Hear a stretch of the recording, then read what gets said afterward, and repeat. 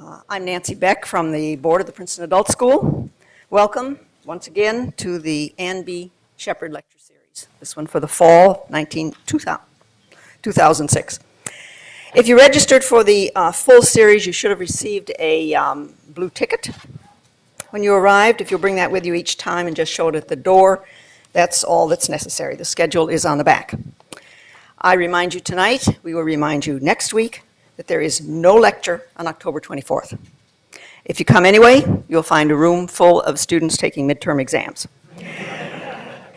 These lectures are being taped, or whatever making DVDs is called, for TV channel 30 by Serge Suarez. He's up in the corner there. When the series is completed, we will give copies of the DVDs for all 8 lectures to the Mercer County Library, that's on Route 1 in Darrell Lane, and the Princeton Public Library. We can usually get them to the libraries 2 or 3 weeks after the series is over, but that will be about Christmas, so I wouldn't rush there before the new year. But if you do miss one, they will be there. Each term, the lecture committee of the adult school board meets to come up with a topic of broad interest around which we can build a lecture series. No easy job, as you might guess. What generally happens after much discussion is that one person will put forward an idea that carries the day. For this series, we all have board member Deborah Capel to thank for suggesting the idea that became Globalization, the endless flow of people, goods, and ideas. What does it all mean? Our original title was telling you what it all meant, but we decided we didn't know that. To get us started on our exploration of this complex and fascinating subject, we are fortunate to have Professor Robert Tigner to remind us that while globalization may be today's hot topic, it is not new. Professor Tigner did his undergraduate work at the College of Worcester and his graduate work at Yale. And at both institutions, he was recognized with prizes as the outstanding history student. He joined Princeton's history department in 1960 and today is Rosengarten Professor of Modern and Contemporary History, teaching courses in African history and world history. He's been closely involved in the department's efforts to expand its teaching and research beyond Europe and North America. He's also affiliated with the program in Near Eastern Studies and the program in African Studies. Professor Tigner's research interests have led to extensive writing about the transition from colonialism to modernism in Egypt, Kenya, and Nigeria. In 2002, he published Worlds Together, Worlds Apart, A History of the Modern World. It sounds as if we're in excellent hands tonight as we begin our exploration of globalization. Professor Tigner. Put that in your pocket. Put that in your pocket. We'll hook you up there. I'll take my papers. Okay. And leave you yours. Very good. You better not take that one. No, don't take that.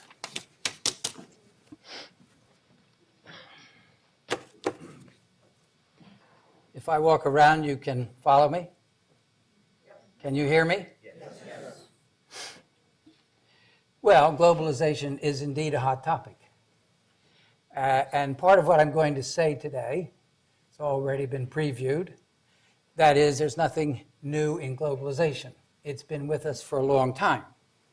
But also part of what I'm going to say, lecture divided into 2 parts, is that there's a lot of new knowledge out there that suggests different ways in which we can view ourselves and our neighbors, different ways in which we can view the issues of globalization today.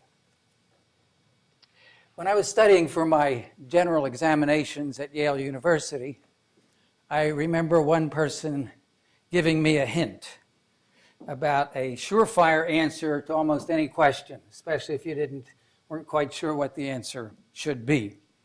That answer was, the middle class is rising, and always rising. It's bound to be true in European history. Now we can say, I think without fear of contradiction, that not only is the middle class of Europe and North America rising, but the middle classes are rising around the world.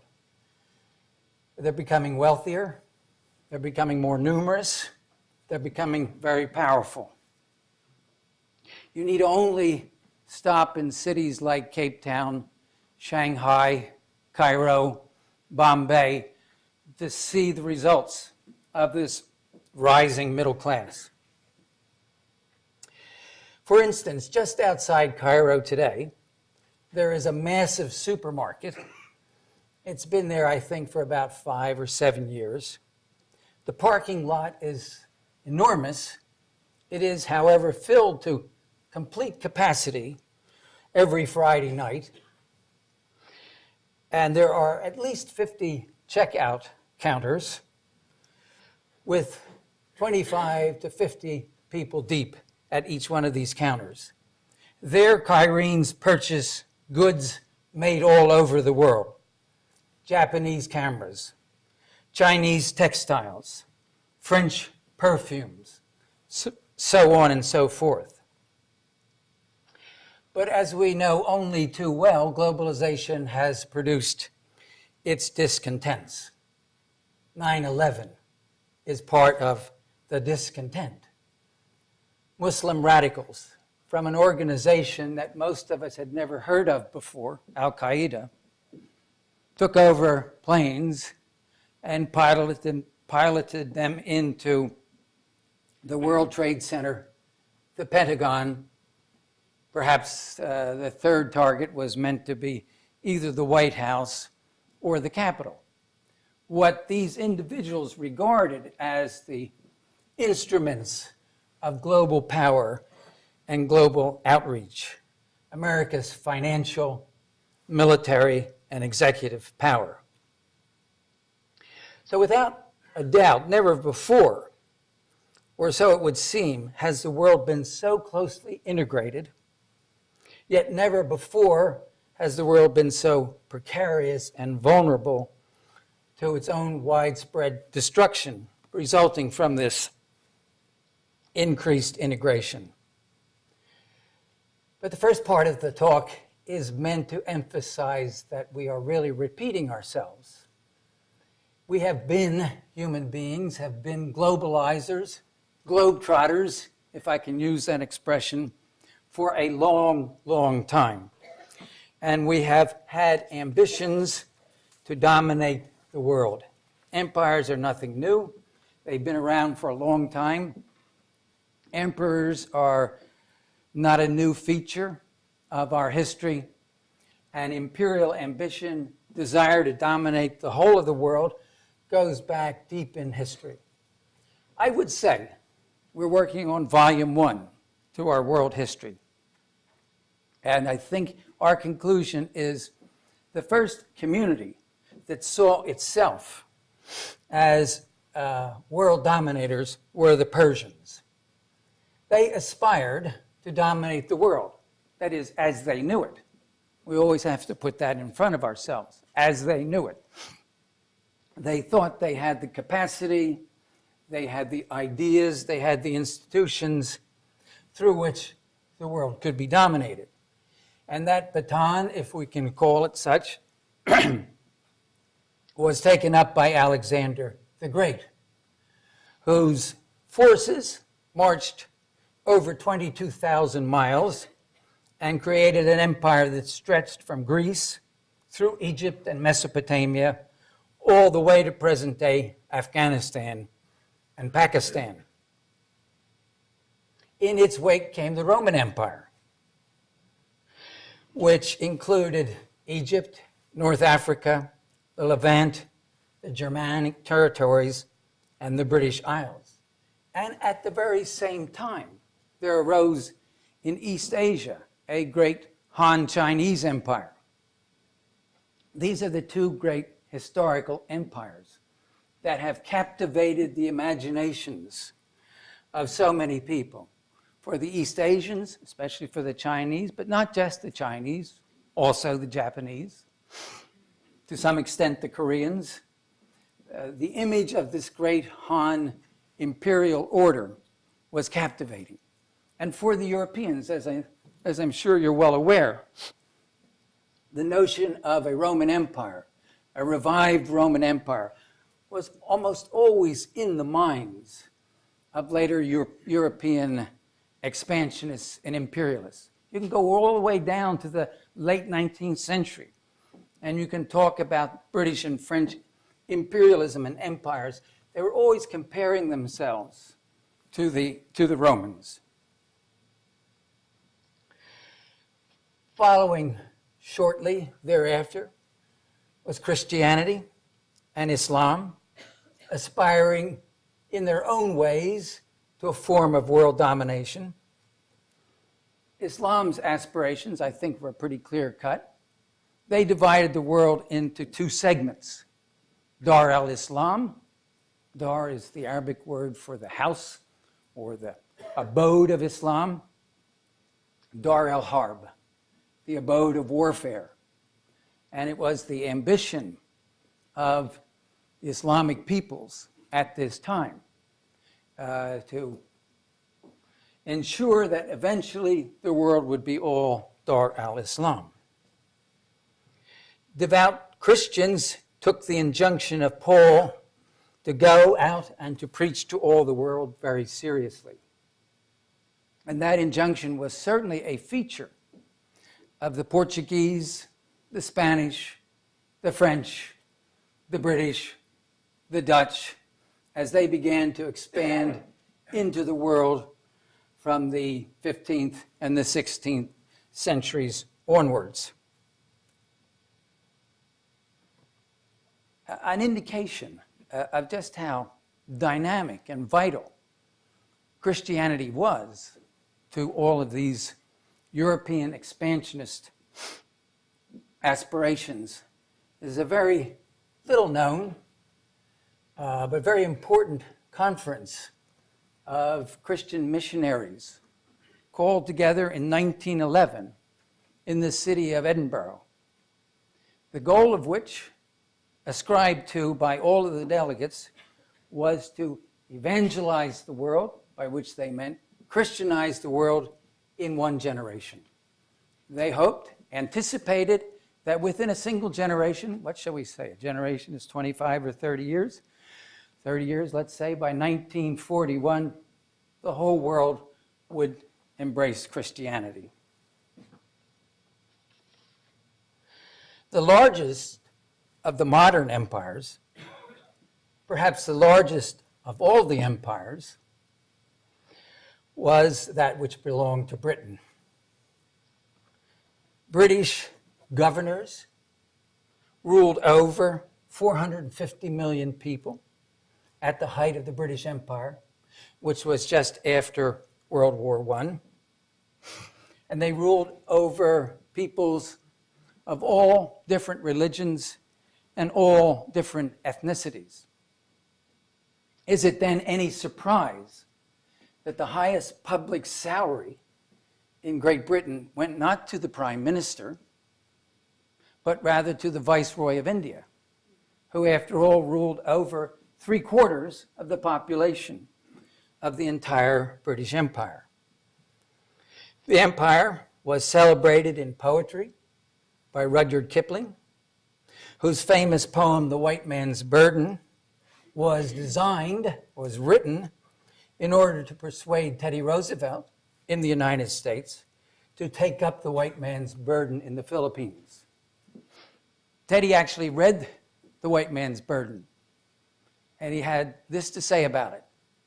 Wasn't very good poetry, he said, but it made a lot of good sense. The British Empire had their composer laureate, so to speak, a gentleman by the name of Edward Elgar, Catholic, a music teacher who hated his students, regarded teaching the piano as like trying to turn a wheelstone while you had a broken arm. But he proved to be a superb composer, was knighted, and eventually was not required to do any more teaching. No doubt you've heard his famous Pomp and Circumstance. We hear it at graduations all the time. That's really not where it was first played. It was first played with the trooping of the soldiers on the parade grounds all over the British Empire, in Egypt, South Africa, India. I pause for a moment and remind you of a small couplet that comes of the words that comes from Pomp and Circumstance. It really reflects the aspirations of the British Empire, of world domination. The words are, God made thee mighty, go and make thee mightier yet. And by mighty, certainly Elgar and those who sang the words meant expansion. No wonder then that a favorite ditty of the British was that the sun never set on the British Empire, to which a Nigerian wit replied, he knew why the sun never set on the British Empire, because God did not trust the British after dark.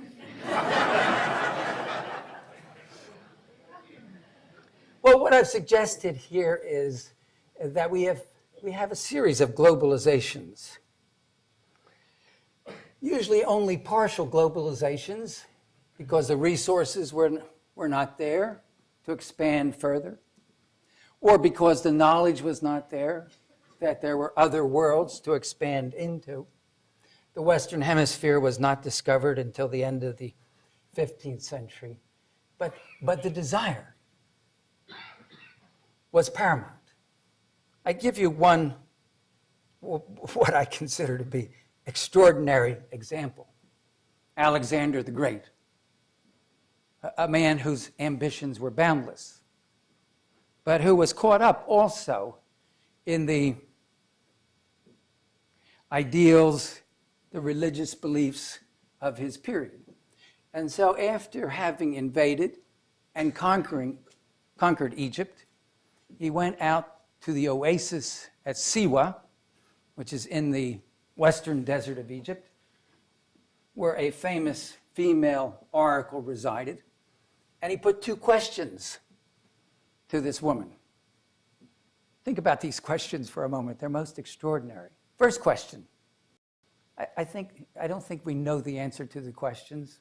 I don't think it's historically recorded, but I'm sure that this female oracle would have given the right answers to Alexander. The first question, am I going to conquer the world?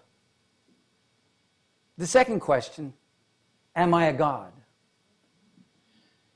It gives you, I think, a flavor of the globalizing aspirations of some of these great world conquerors. And yet, and this is a very important yet, it goes along with globalization. The globalizers always thought that their mission was divinely inspired, that they were bringing civilization and culture to the peoples whom they were conquering, that they were benefiting those who were brought into the Greek or the Roman or the British or the Chinese or the Persian empires. And yet not everybody agreed. And so globalizers inevitably, can I say this today, inevitably produce opponents who don't exactly see the world in the same fashion. The Greek city-states had many enemies. The Romans, as they pushed their frontiers further and further, created opponents in the northern territories, the Goths. And they created opponents in Palestine, the Jews, who did not believe, did not accept the polytheism, the religious beliefs that were being preached. Even the great Chinese empires, the Han, the Ming, the Qing, they had their opponents. They built the Great Wall of China in a way to keep their opponents out. But there were always opponents from within, seeking to overthrow rulers whom they thought taxed them too heavily and were oppressors. Islam fragmented into warring dynasties and never succeeded in overrunning the Christian states of Eastern Europe, let alone Western Europe.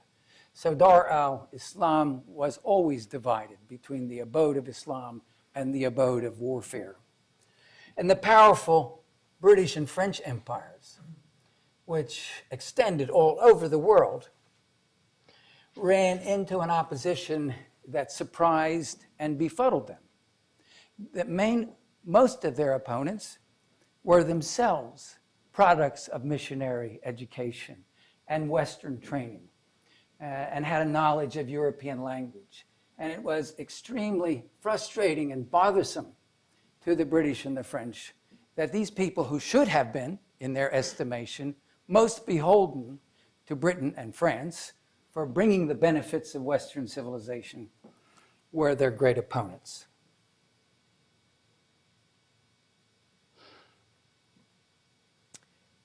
That's my first point. Globalization. We've had it around for a long time. We should be aware of what it carries with it. It usually carries with it a belief in the rightness of global domination and a desire to bring the fruits of this civilization, of the globalizers, to other people. But there's another side to the coin. And this side, I think, comes to us from a lot of new knowledge that we are obtaining, or knowledge that we have forgotten and should remember. We're pretty far behind today in assimilating the knowledge of history, genetics, linguistics, especially of the field of world history. And we would have an easier time getting along with one another if we understood the teachings, the learnings, the knowledge of world history, and the relations that have existed between peoples and cultures over the years. So, I want to begin now by going way back in time to Homo sapiens. Well, it's not so far back in time. That's the interesting thing. Homo sapiens, we are discovering, that's us, okay? That's you and me. Homo sapiens, wise and dexterous individuals. We're only, at best, as far as we know, and we're still learning, we're only at best 200,000 years old. That seems a long time, doesn't it? But it's not really. In a universe that is billions of years old, and in a universe in which hominids, human-like beings, have been around for millions of years. We've only been around for 200,000 years. And then we were a small band of people, starting out 150,000 years ago, no more than 10,000. We didn't leave the highlands of Africa, which is the birthplace of Homo sapiens, as well as almost all of the other hominids that we know anything about. We didn't leave the highlands of Africa until maybe 100,000 years ago, perhaps even 50,000 years ago. So we are a very, very young species. We're a very young genus. And we need to file that away in our understanding. And so the races that exist, the so-called races that exist today, they are relatively short-lived. They have only separated themselves from one another.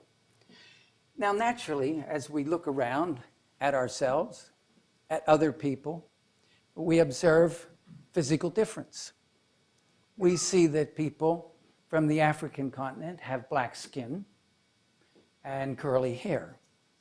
We see that Western Europeans have white skin, often blonde hair, straight, sometimes blue eyes. We see that East Asians have olive skin, black hair, straight hair. And these physical differences impress us naturally. I mean, we look at one another. We see similarities and we see differences. Truth of the matter is, however, if you erase these differences from your mind, very difficult to do, admittedly, genetically, we are incredibly alike. Africans, Asians, Europeans, Caucasians, whatever you want to call us, we are genetically incredibly similar.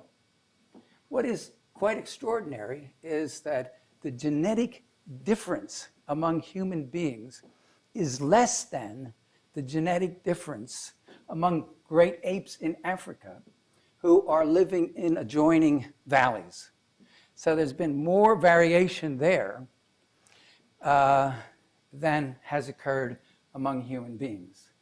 This is a relatively new discovery, and it's in its own ways quite alarming and astonishing. And it really is kind of the core of my subtitle for the talk, Our Common Humanity. We are together, commonly human, genetically similar, and we've only diverged from one another in very recent years. As I said, in the long sweep of history, 200,000 years is but a blink of the eye. Hominids had made their first appearances more than 1 million years ago. And our immediate ancestors did not move out of Africa until perhaps 50,000 years ago.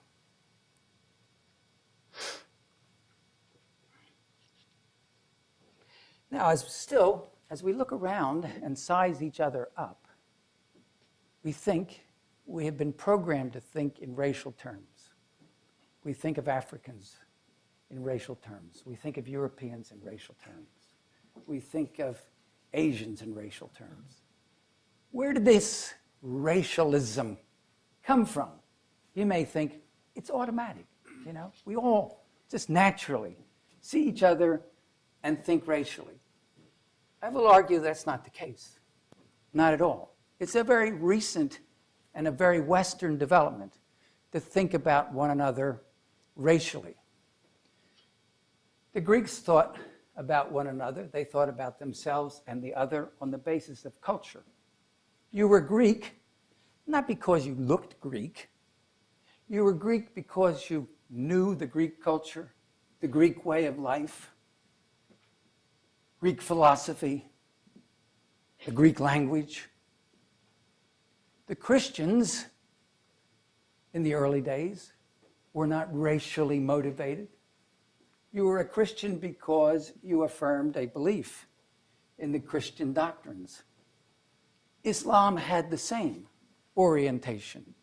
You were a Muslim not because of the color of your skin, not because of your parentage, but because you affirmed the tenets of Islam.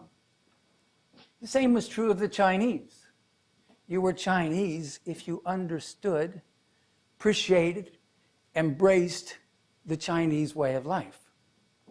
So that raises, for me, I hope for you too, the interesting question, well, how did this extraordinary emphasis on race, which I think is one of the great separating elements in the world today, come into being? And I would suggest, maybe too glibly, that there were two reasons for the idea of race to assume prominence in Western civilization. The first of these was the Atlantic slave trade, slavery. The desire on the part of the Europeans and white North Americans to find a servile labor force. Millions of Africans were captured and brought across the Atlantic Ocean. About 12 million in toto landed on the shores of North and South America and were put to work as slaves. Justification was needed to allow the Europeans to do this. And that justification took on a racial overtone. The Africans could be enslaved because they were inferiors. They were inferior peoples. Some people went back to the writings of Aristotle, who said basically that socially there were two elements in society. They were the freeborn rulers, and there were the slaves who were meant to work for the freeborn rulers. But here, of course, the big emphasis was upon racial distinctions and color. The second ingredient comes, are you ready? From the European Enlightenment. In the 18th century, the Europeans wanted to classify everything within sight. They wanted to classify plants. They wanted to classify animals. They wanted to understand the laws of nature. And they set about also classifying human beings. Not surprisingly, they suggested that there were 4 or 5 racial classifications. And guess who turned out to be the superiors? The most beautiful, the smartest, the most creative Europeans. And who turned out to be the least desirable, the most inferior, the ugliest? You will find terms like this used in some of the famous encyclopedias of the 18th century. I believe the Encyclopedia Americana ought to be sued for its description of Negro. They used that, and they gave a perfectly vile description of the Negro. And the great figures of the Enlightenment, heroes to many of us, Immanuel Kant, David Hume, they embraced these notions of racial distinction and racial differentiation, in which Europeans were at the top of the racial hierarchy and Africans at the very bottom.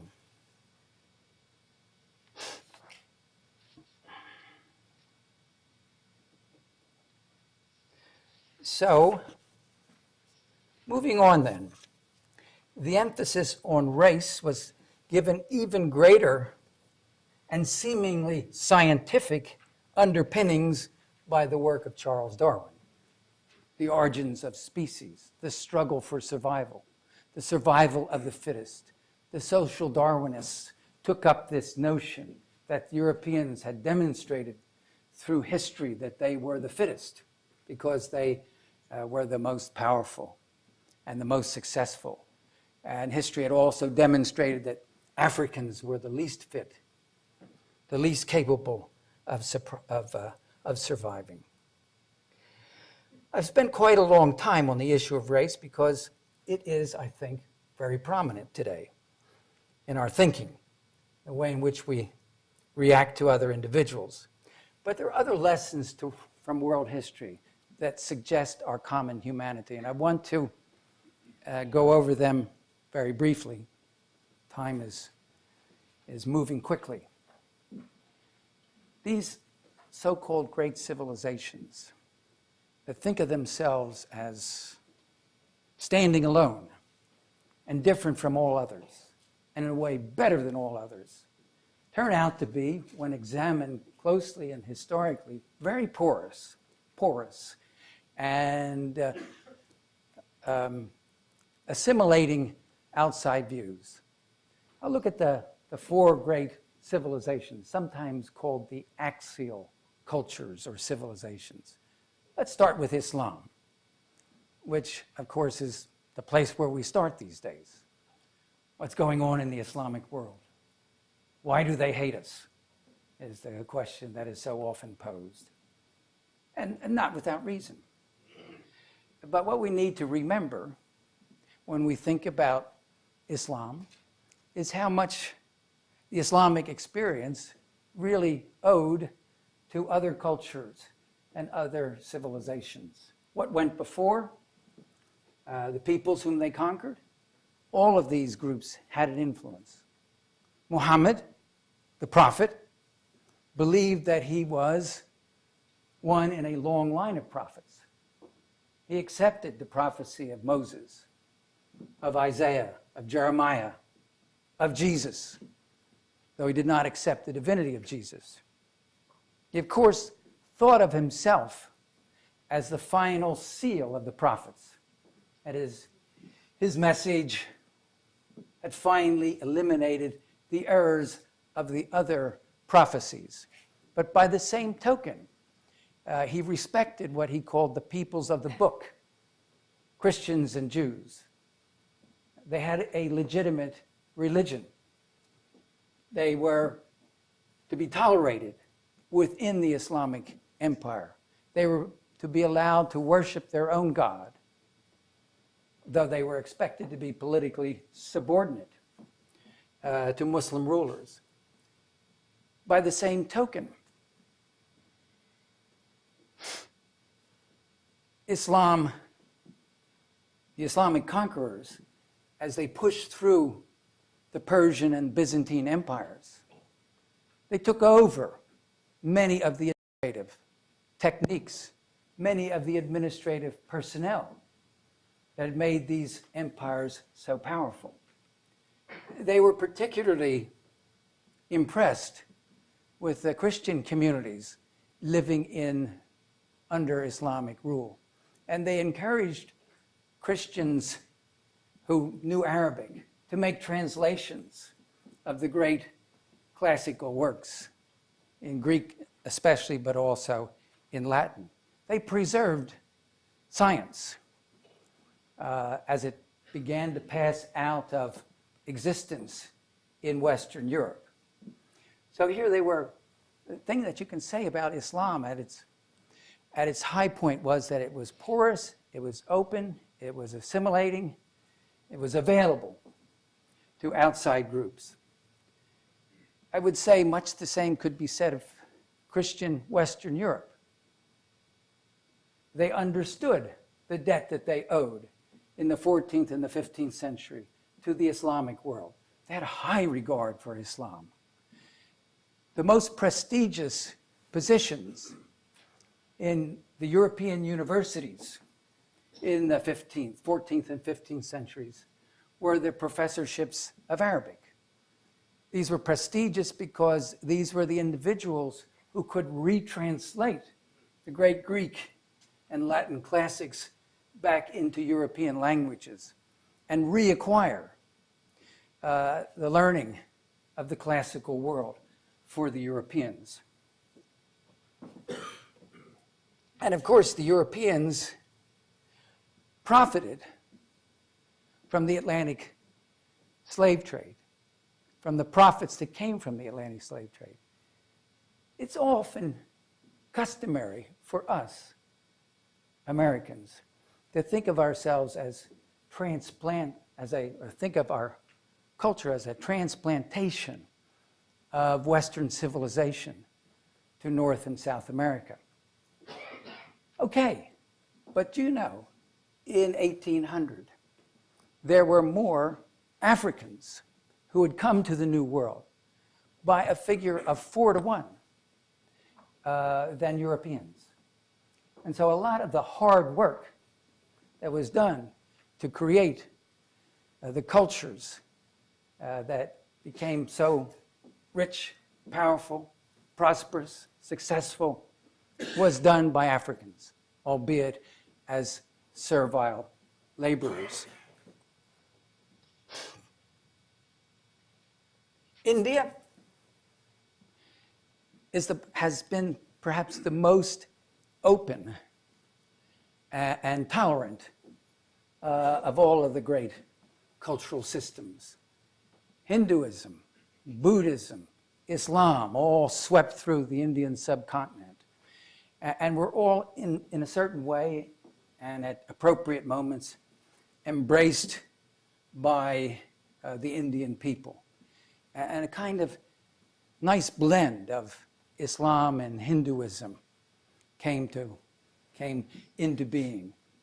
The Chinese often have the reputation of a people who saw themselves as so superior as needing to know nothing about the rest of the world. Chinese called themselves the Middle Kingdom, the middle of the world. You know, all of these great civilizations saw themselves at the center of the universe. So if you get maps that are drawn by Europeans, well, where do you think the center of the map is? It's in Western Europe. And if you get maps drawn by the Chinese, the Middle Kingdom is at the center of things. And when a Jesuit went to China,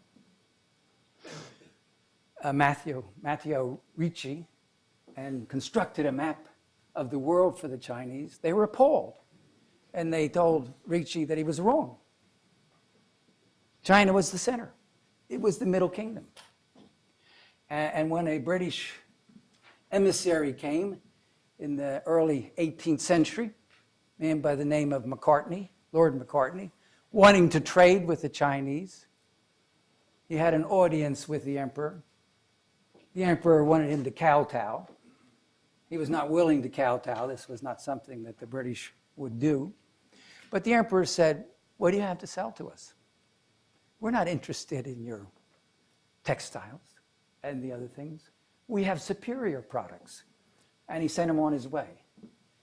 So in a way, you almost get the impression that the Chinese had this sense of their superiority and their isolation from the rest of the world. But again, what we're learning through recent historical research is that China was open not to the ocean, not to the Pacific, not to the Europeans who came into Canton and Shanghai. It was open through the Silk Road and through all of the ideas that were coming through Central Asia, religious ideas, commercial wares, merchants, intellectual ideas. So the most recent and popular book about China has the title, The Open Empire.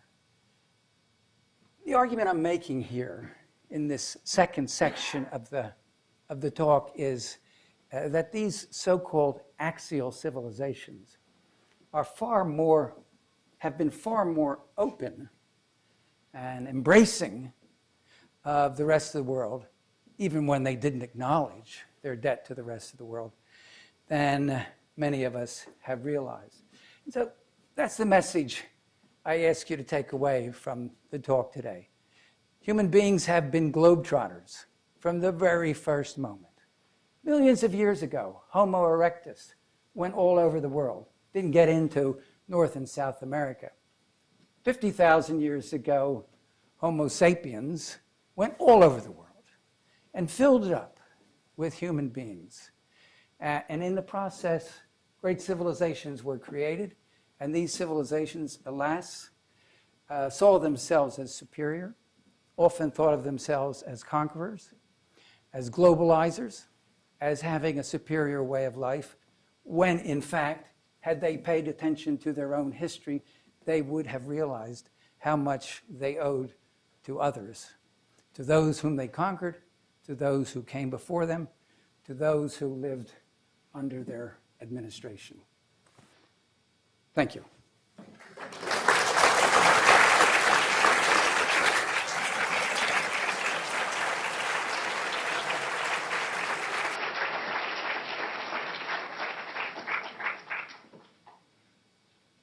Now I think I'm supposed to take some questions if anybody has any questions.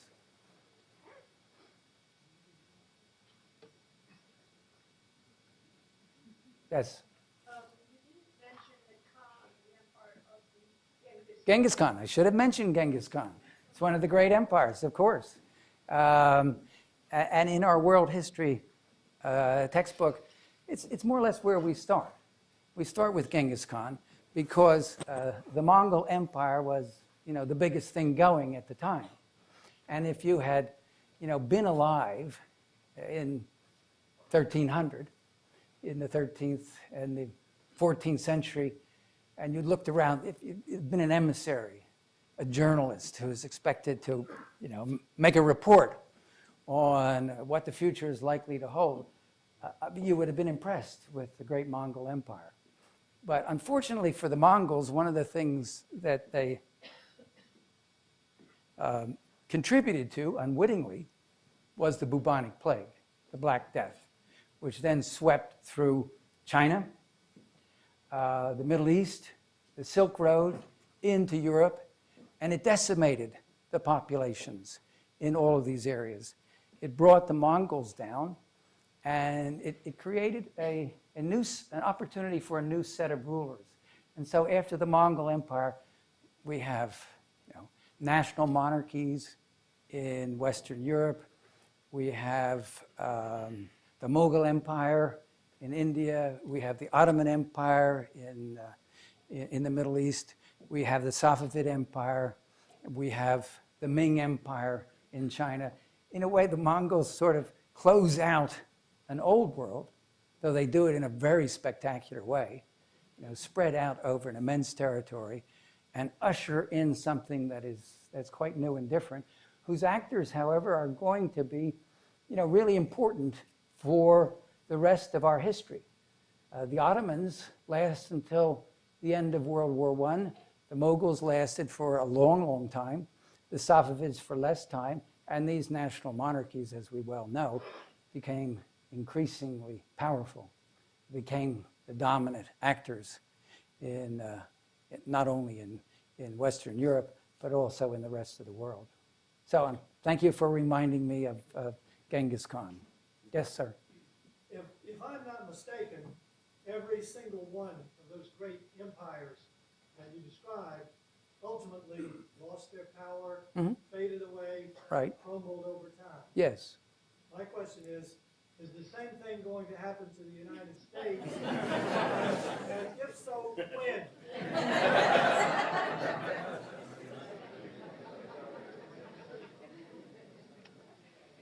How about tomorrow? No. That's a tough one, really. History doesn't always repeat itself.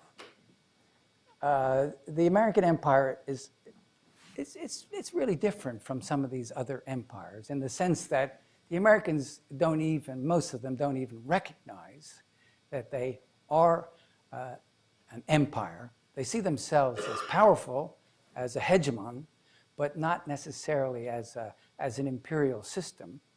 The British and the French and the Germans, the Portuguese, and so on and so forth, they all had colonial administrations. They had colonial offices. They selected their officers to go out and be governors of territories. Americans don't have that. And so whether or not something like this can persist, it's a kind of a very indirect form of control in which economic power is being employed more than military and political power up until recently.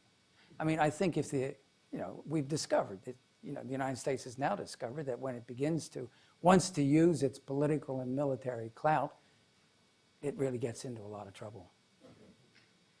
Yes? Would you say that the definition of the word globalization, it seems like in today's day and age, it's more as Thomas Friedman called it flat means globalization versus your characterization of empire building. There's not a difference in it. Would you say the word is changing? Definitely meaning is changing?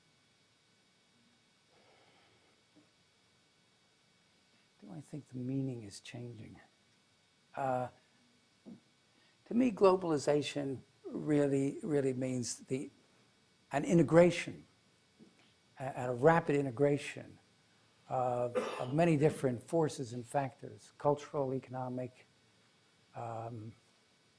political, military, around the world. And so globalization in that sense is different from what it had been before because, shock waves, whatever you want to call them, wealth is transmitted quickly throughout the world. A slump is transmitted quickly throughout the world.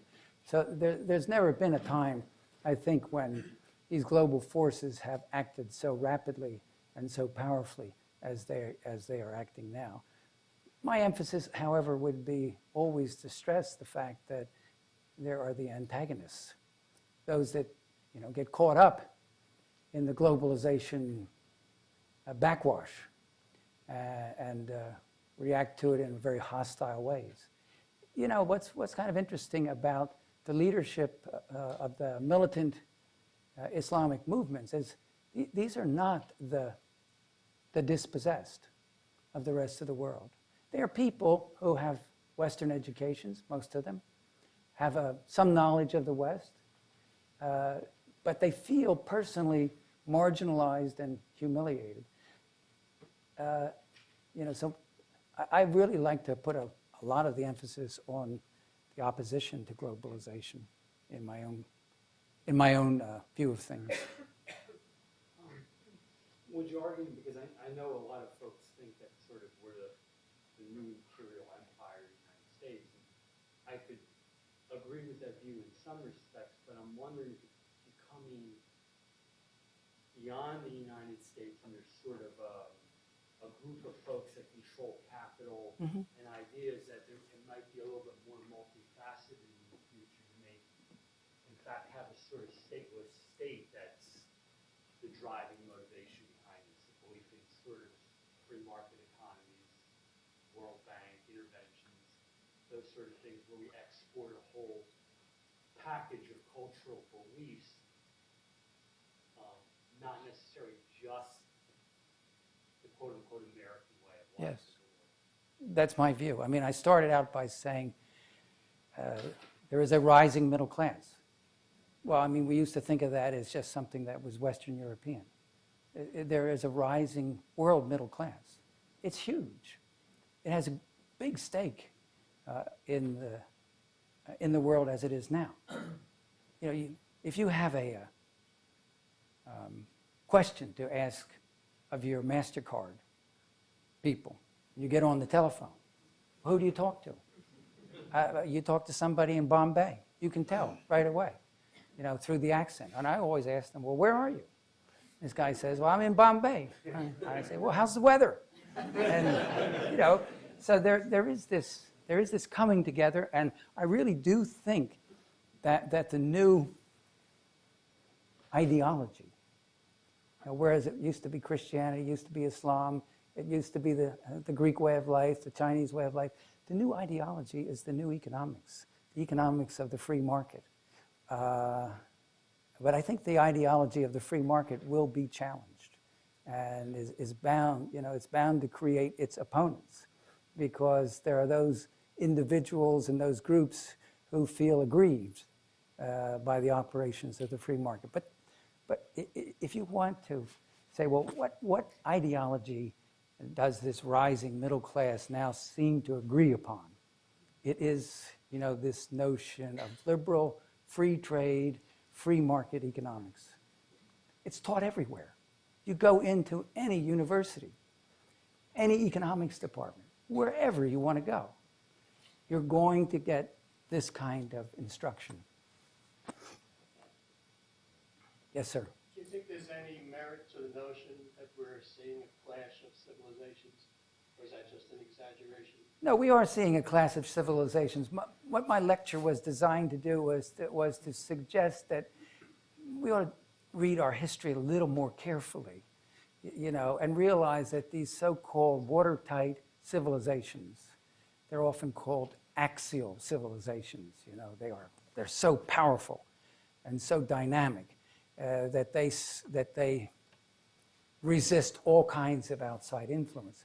But I think historically speaking, if people would sit down and do their homework and read their history, Muslims, Christians, Indians, Chinese, North American Indians, and so on and so forth, they would realize that these cultures and these civilizations are much more permeable. You have a lot of faith in man. I mean, I have a lot of maybe faith. The elites look at it that way, but don't you think everyday man in the different... Of course, I civilizations, understand they that. pay attention? I understand that. But then there's a big task of educating. We're living at a very dangerous time. It's a horrendous time, as you well know. The North Koreans, we think, have just exploded a nuclear weapon. Maybe. The Iranians want to do the same.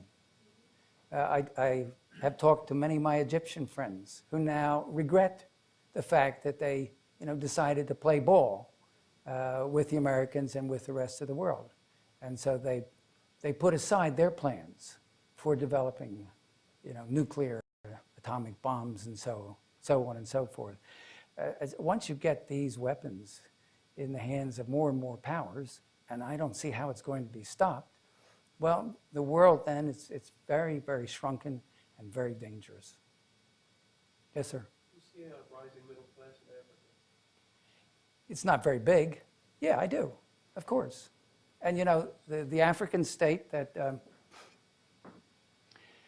seems, if we're talking about sub-Saharan Africa, the African state, you know, that seems to have the most prosperous and the most dynamic middle class is South Africa, despite apartheid, despite the horrors of the educational system in South Africa. That which distinguished the South Africans from the rest of Africa was the degree to which the entire population, or not the entire, but a high proportion of the population got some exposure to halfway decent education. Not so in the other parts of Africa. But it's the smallest of all the middle classes. And of course, they're being decimated. The middle classes now are being decimated by HIV/AIDS. You know, the African state that was considered to be the great success story was Botswana. About 15 years ago, the average length of life in Botswana was close to 80 years, close to what it is in the United States. Then AIDS swept through the area. Do you know what the average age now is? The average length of life now in Botswana is 46 years. It's gone from 80 to 46 because this element of this population has just been decimated. Yes, ma'am. Is there a definition of middle class which is common for all those civilizations? If it is what is educational level, income level, Yes. somebody is not standard? Education, I would say, you know, I would try to define my middle class on the basis of education. Now, that's going to be comparative. You know, to be educated in Africa means you're probably not going to be as well educated and still be part of the middle class as somebody in the United States. But education, socioeconomic status, life chances, those are the things that I would consider to be, you know, the characteristics of this middle class. I read an article once that indicated that the highest correlation of any factor to socio or to economic success was the education of the women in a society. What factor does that play in the way perhaps globalization is shaped as well? Well, Less militaristic. I would have to assume that that surely is true. And if it is true, it's a problem then in many Muslim societies. Not all. In Egypt, women are educated, not to the same extent as men. In Turkey, the women are educated. It's interesting that in Saddam Hussein's Iraq, a fairly high proportion of the women had access to education. But obviously, it's a big ingredient. And the attacks on women's rights in some of these Muslim societies are serious. Okay? Thank you.